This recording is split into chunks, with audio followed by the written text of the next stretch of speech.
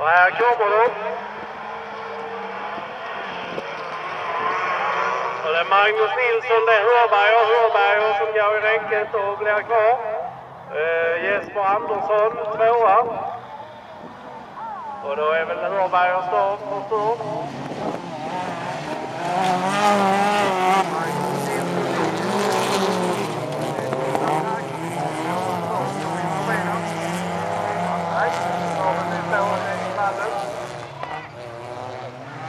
Magnus Nilsson, där sladdar han ut lite för mycket och då tappar han några meter direkt.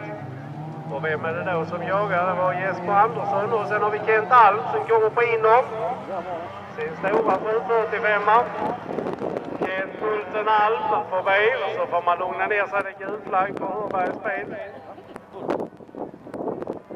Magnus Nilsson, han har 10 poäng med sig. Det har vi kanske en inseger.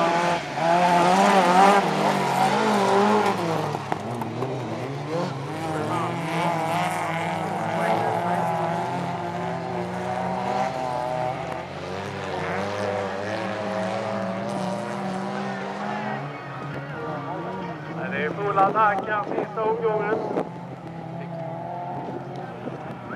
Magnus Nilsson, varvet kvar. För Kent Alm och Jesper Andersson. Ska vi se någon som vi inte har nämnt. 134, Robin Jonsson. Det slår hon. Och där är något tokigt med Robins spel så här.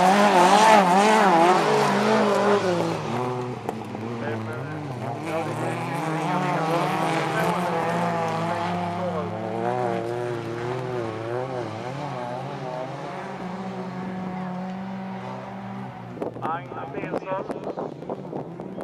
Fullt ända in i kaklet. Det gäller att ge järn sista.